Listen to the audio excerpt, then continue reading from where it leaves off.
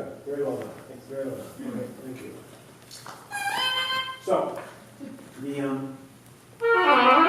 so this piece, I assume everybody knows this piece. Everybody knows this piece. This has to be the single most important chamber music piece for the oboe, without much question. This is it. So, and there's a lot of recordings in this piece. Everybody's recording this piece. And so I would be very presumptuous if I proceeded to tell you what the right way to play is. Because you listen to, like my teacher Ray Still recorded it, and you listen to Heinz Heller recording, you listen to anybody who recorded, they all sound different. So I'll give you my ideas, but they're my ideas. They're not necessarily any better than anyone else's. There's the figure of a dotted eighth note to a half note comes all the time in this movement. And I think it's a unifying figure in this movement. Obviously, at the beginning, but then it also, the same figure comes upside down. It's the same figure, it's just inverted, which is a very Mozartian, clever thing to do. So when you play this figure, you play the two eighth notes as if they belong together. But I think the first eighth note belongs to the turn.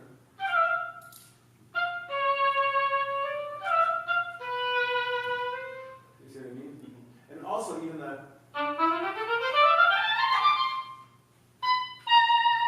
same figure. Ba, ba. You see what I mean? So I think if you bring those out, it can just tie the movement together a little more. Is that true? I don't know. But I think so. Try one more time. From the top.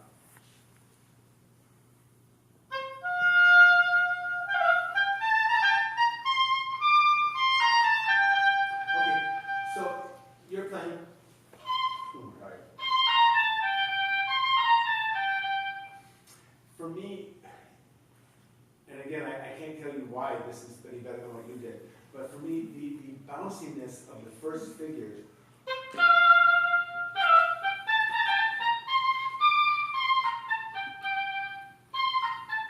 seems like it fits more than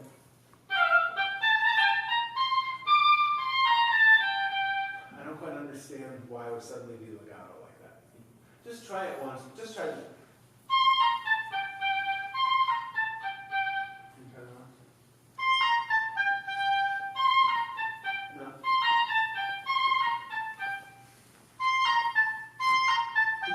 Left hand on the first note?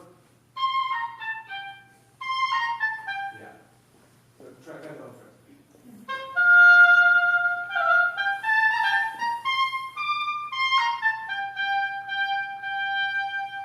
I like it better. You may or may not. And if you don't, just go back to your own way. It's fine. No way you will. But I think also this phrase has to have more direction. So what is the arrival point in this phrase, in your opinion? Yeah, so the one after the D? Yeah. Yeah, so often when you ask that question, people answer with the high note. But so often, really, the climax of the phrase is the note after the high note. So it's, you see what I mean? Rather than, which doesn't make as much sense to me. But you agree with that. So can you make this phrase clearly go into that note? Which is again why the left hand on the C is worse.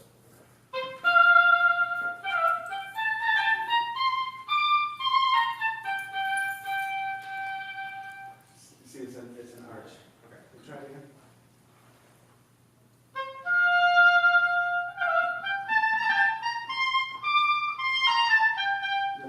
Shoot. Yeah. Second one.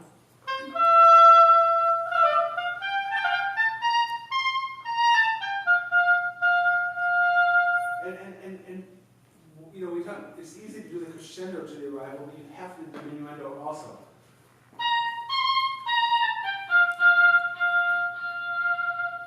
You know, so it finishes also. I remember we were listening to auditions at University of Colorado, and The band director said, everybody makes crescendos, but nobody makes decrescendos. What's up with that? And I think you have to come back. So you can bring out a phrase by crescendoing to the high point, and you bring out a phrase by in relief by coming away from it also. Try second verse.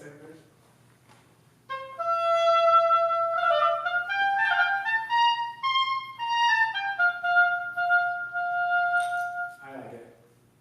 I don't know if you do, but I thought it was better. Okay, go on.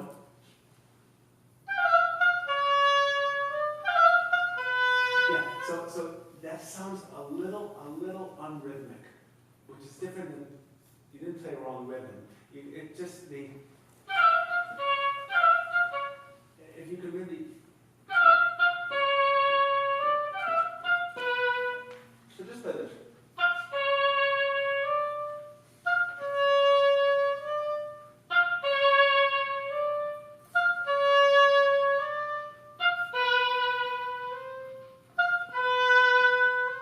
So bring that with that kind of rhythm. Bup, B, bup, B. So. Yeah, see, that sound, it's kind of, see how it's coming a fraction too soon. So, bup, B. You hear the difference? Yeah. It's not that much different, but it's enough to sound satisfying or not. You know, if you just rush that tiny bit, it just sounds, makes us feel uneasy. Okay, let's from there and keep going.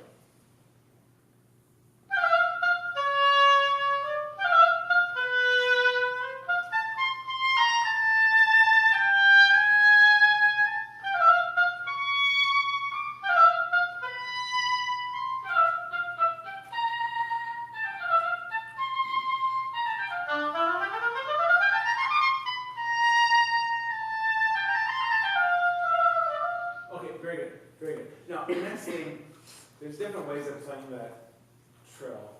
You did 2 trills on it. You can do that. But the important thing is that it's a sequence, right? 3 times. It has to sound sequential. We just had in the Colorado Symphony the last 2 years, well, we had principal clarinet audition 2 years in a row. We had some guy that won the principal clarinet audition, but I was in favor of giving him the job, but my colleagues decided to give him a 1-year position. So he played for a year, then he took another national audition, and behind the screen, blind, he won it again. So we gave it to him the second time. We gave it the first time, we would save ourselves 14 hours of clarinet audition. Anyway, but I listened to some 26 hours of clarinet auditions over 2 years. And I have a lot of opinions on clarinet excerpts, that's for sure. But one thing that I thought over and over again, Mozart clarinet concerto, there were sequences.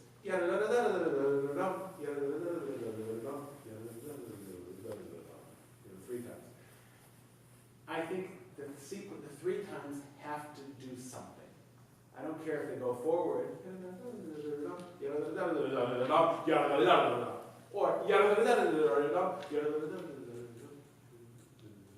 I don't care if they go backwards or they go forwards, but they can't always sound exactly the same. So I think a sequence must be sequential. And so if you play,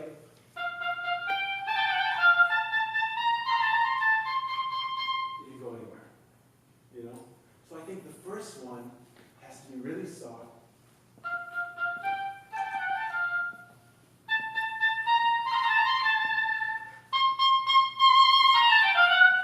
That's sequential. You see what I mean?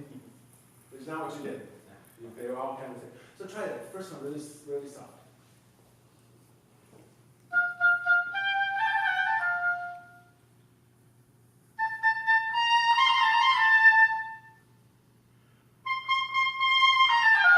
That's so much better. So much better. And again, you don't have to do it. You can play the same if you you might say, well, the sequence is taken care of because it goes up. But I think it can't just be taken care of by going up. I think it has to sound different too. And here's a little trick. If the first phrase ends very peacefully, the second phrase, if you end the last note, just by the way I end that last note, it implies there's something else has to come, you know?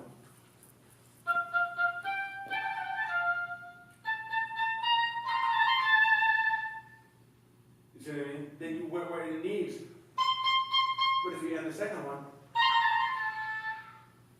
you don't need anything else. It's just a little bit on the upswing, like the bow's going up, and you know what I mean? Just try this. Forget the trill for a minute.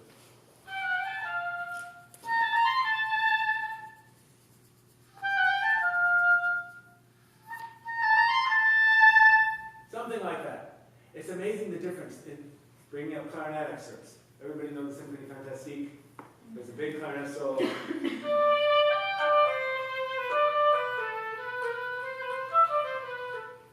Etc. And then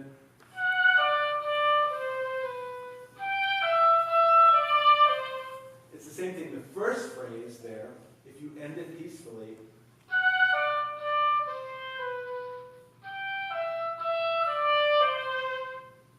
the way you end the second note absolutely demands the third phrase. So you can do that just by the way you end the note. It can either settle or it can anticipate something else coming. Does that make sense? Okay, so that's that on that. Okay, so has anyone read Mozart's letters? You've read them. Did you read them in German or in English? Oh, God. Okay. I read them in English too. I think if you could read them in German, that would be much better. The thing that you get from reading Mozart letters is that he was incredibly clever. Not just clever because he's one of the most greatest geniuses that ever lived, but also funny, clever, like lots of puns, lots of plays on words, lots of twisting meanings. It's really fun. And I think humor is an essential part of Mozart's music. And I think if we think of Mozart must be pristine. And it must be pristine, but it mustn't be only pristine. It must be pristine, but also Mozart is full of life and full of joy and full of jokes and full of twisting and plays on words. And I think you have to bring that out in music. A good example is this thing coming out here. The triplet thing. One thing that I like to do is I play the first triplet thing very pompously, and then the second one kind of wink at the audience. I'm not really like that. So like, you know.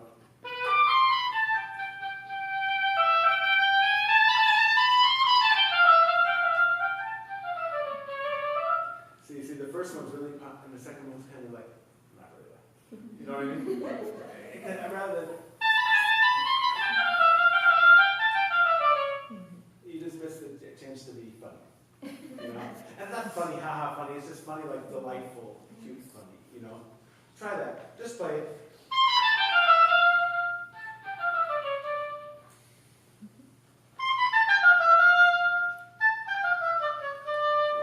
It's even to do more contrast.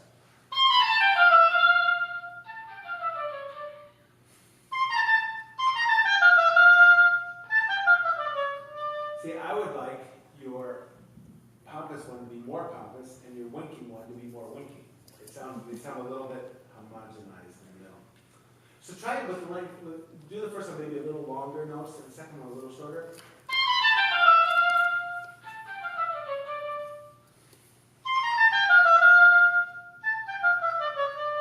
That's better. That's better. So now try it.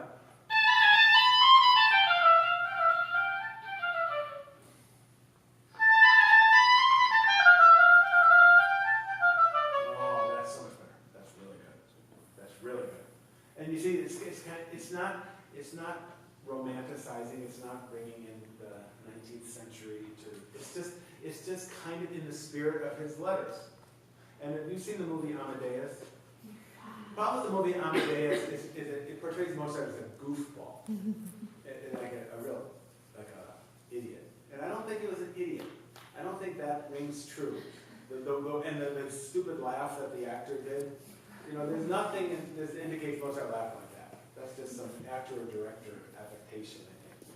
But there's one scene in that movie where Mozart's lying on a billiard table, sipping a glass of wine and rolling a ball back and forth as he composes something, that one rings true. You know, that one rings true. But the goofiness doesn't. But I think if you read the letters, you get an idea of what he was like. And if you get an idea of what he was like as a person, then you'll play his music differently. You know, but I think there has to be humor in it. Okay.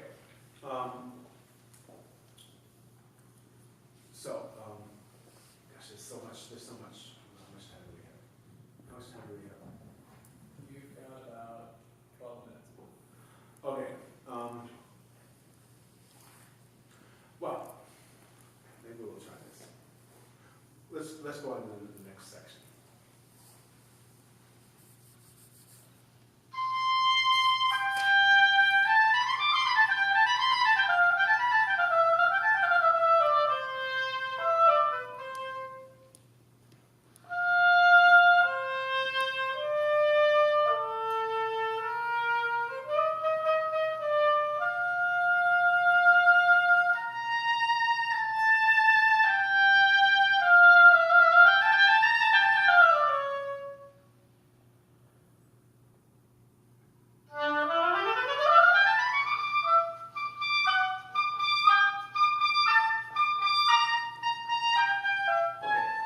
So you fell into the trap, which is okay. The trap, this is the trap. This figure,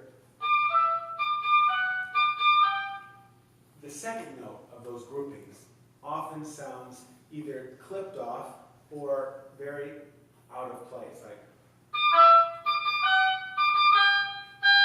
instead of, you see what I mean? Yeah. You're kind of missing the middle of the resonance, the middle of the note. Can you hear what I mean? Yeah. Okay, so there's a little exercise to work on that. Nobody ever gets this exercise the first day, so you're setting yourself up to not get it. But you might. But I'm not trying to put you on the spot. You have to be brave to do it. Are you feeling brave? Oh, yeah. Okay. So this exercise has two parts. One, and it could be either order, but one part of the exercise goes like this.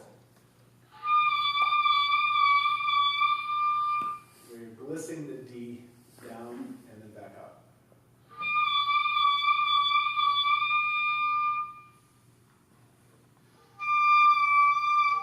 Yeah, it's not pulling the reed in and out, it's up and down with your embouchure.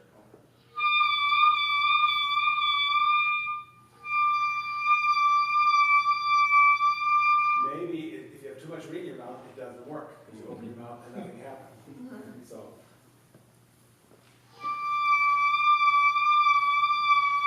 Better. The other part of the exercise is you're going to bite the note. You know what I'm getting? You know what it is? Okay. You bite the note closed with your embouchure.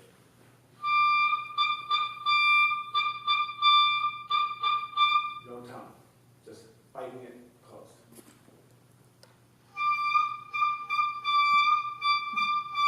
But this one we're not wavering in pitch. It's only closing the mouth.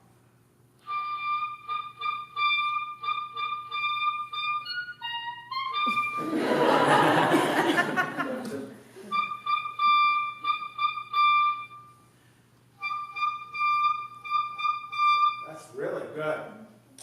So now the two parts together.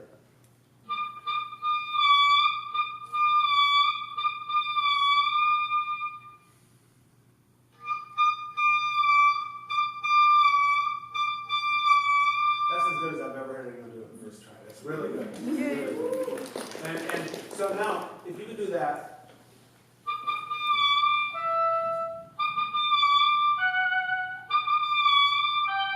If you could do that, when you go down to the low notes, you'll find the middle of it. Okay. Try it.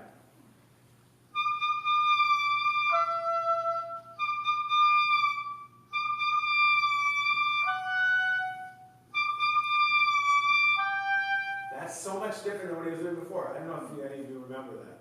But it's really, now you're in the middle of the sound. Do you hear that? Yeah. So why does that work? It works because in order to pull off that exercise, it requires a flexible embouchure. It requires you to be in a manipulatable place on the reed. If you have too much reed in your mouth, you close your mouth and the note doesn't stop. you know, it only stops if you're near the tip of the reed. And it engraves incredible flexibility of air, of embouchure, of placement. To get those notes exactly in the middle requires flexibility of air, embouchure, and placement. So all of a sudden, and then when you're playing it for real, you don't necessarily do that, but you think, I could.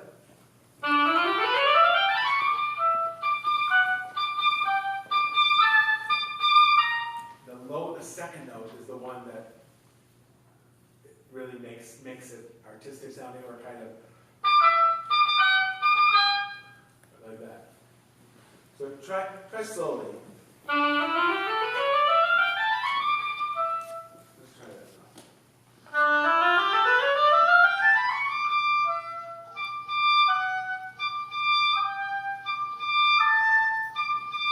That's really good.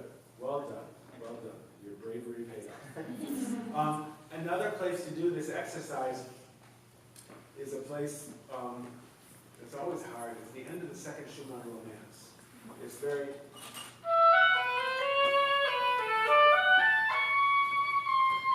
That's where you have to go up to those notes. If you can do that exercise,